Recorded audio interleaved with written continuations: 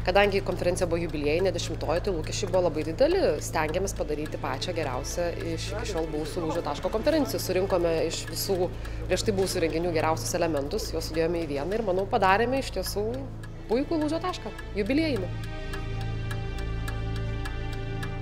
Kaip ir kiekvienais metais iš Lūžio taško sumet grįžti su gerom emocijom, pasisėmęs daug įkvėpimo iš pranešėjų ir pabendravęs betarpiškai su kolegoms tokiu dideliu ratu vienoje vietoje.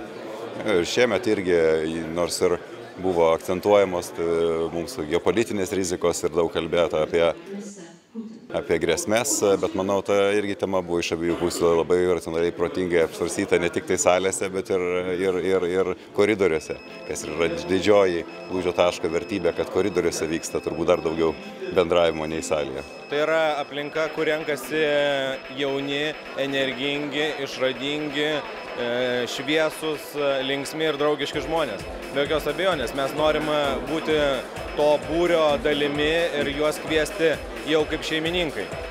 Manau, kad tai yra tikrai ypatinga konferencija, be kurios aš jau savo rudens nebeįsivaizduoju. Man labai džiugu, kad mes visą laiką esame šios konferencijos Delfi ir šios konferencijos informaciniai rėmėjai ir kad ta partnerystė tęsiasi jau labai ilgą laiką ir manau, kad tai yra svarbu abiem pusėm.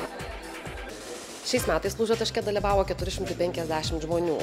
Iki šiol didžiausias dalyvių skaičius buvo 320. Tai mums visų pirma dėl to buvo labai smagu. Tai labai įkvepia ir labai uždega. Aišku, ir atsakomybė padidėja, nes logistiškai tiek žmonių sustyguoti ir nukreipti, ir pamaitinti, ir palinksminti yra didelis iššūkis. Bet vis tiek didžioji dalis dalyvių buvo senbuviai. Tai jie jau patys žino, kur eiti, ką daryti. Kadangi mūsų įmonė irgi veržli, išradinga, draugiška ir su plačia šypsena, tai manau šitas renginys jisai tikrai atspindi ir atstovauja mūsų filosofiją labai gerai. Tai aš net neįsivaizduoju kito tokio renginio, kur mes galėtumėm būti. Tiesiog pridedant kortelę dabar prie galo. Mes jau remiam šitą konferenciją nuo beveik pradžios jos ir kiekvienais metais mes vienintelį daiktą, ką iš tikrųjų darom kaip savo didžiojo marketingo dalį, tai yra dalyvaujam tiek remdami, tiek ir prisidėdami prie organizavimo šitos konferencijos. Čia susirenka mūsų klientai, susirenka mūsų partneriai, draugai ir mums tai yra didžiausia vertybė. Man tai patinka įvairovė temų ir aš manau, kad ko gero ir patys organizatoriai suprato, kad tai verslo auditorijai labai yra svarbu tokie įkvepiantis pranešėjai, kurie kitą kartą su verslu nieko bendro ir neturi. Tai tokių pranešėjų pasisekimas įrodo, kad kad tai verslo auditorijai reikia taip pat atsipūsti, atsipalaiduoti, ieškoti kažkokio tam tikro įkvėpimo, ieškoti kitų patirčių, tokių aspiracijų. Tai man tas yra labai faina. Man labai patinka organizatorių gebėjimas ieškoti ir labai dažnai atrasti kažkokių kampų, kurie tuo metu yra iš tiesų aktualūs. Tai dabar ta saugumo politika, taip, man kaip žurnalistui, kuris tiesiogiai tuo domisi, tai žinoma, aš tikrai pameluočiau, kad labai daug kažko išgirdau naujo, bet man tiesiog įdomu stebėti reakcijas žmonių, kaip kas reaguoja. Tai gana įtakinga auditorija, kuriai manau, kad reikia suvokti tuos dalykus ir daugelis suvokia, daugelis ne.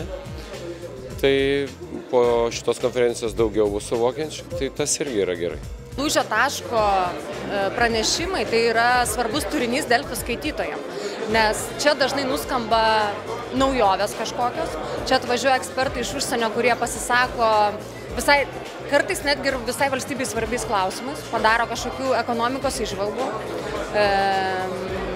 kad ir šiandien, tarkim, ar ne? Ilarionovas kaip kalbėjo, tai yra irgi geopolitinės įžvalgos, kurios yra, manau, svarbios ne tik tai šiai verslininkų auditorijai, bet ir žymiai platesniam ratui. Pirmą kartą atsimenu, kad aš kaip pagalvojau, kaip šitą Biliūno liūdnos pasakos heroję, kiek daug ponų ir kokie visi gražus. Tai vienas dalykas, antras dalykas, po to man kažkas pasakė, kad jeigu ant šito viešbučio užmestų kas nors bombą, tai labai pasikeistų visas Lietuvos BVP ir jo struktūra. O trečias dalykas, tai kad daug dalykų vyksta pačios konferencijos metu, bet dar daugiau dalykų vyksta jau after partyje.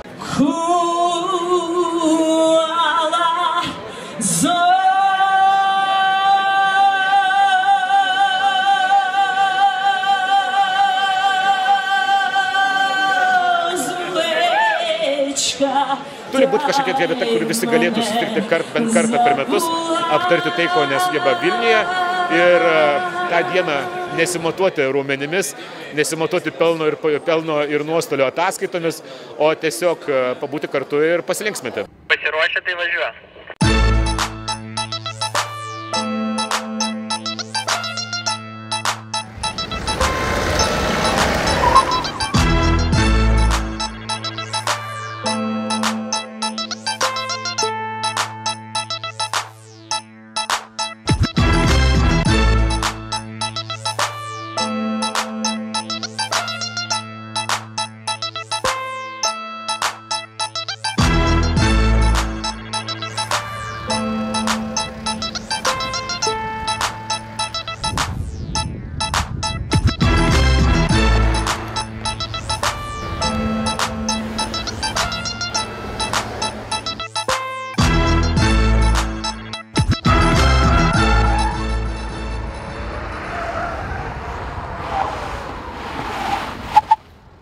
Linksmąją dalį pas mus jau daug metų kuria rėmėjai, mecenatai, kurie iš tiesų suka galvas ir labai stengiasi, kad pertraukos, vakarienės, vakarėliai būtų linksmi ir puikus, jie iš tiesų buvo tokie. Tai pirmasis indėlis yra tų, kurie sukuria tos dalykus, tai yra rėmėjų, o antras indėlis be jokios abejonės yra pačių dalyvių. Jie šiemet atsivežė tokią nuotaiką, tokį sprogstantį mišinį, kad manau, kad Palanga skambėjo, Palangos centras vakare ir ne tik vakare, girdėjau, kad iki ryto.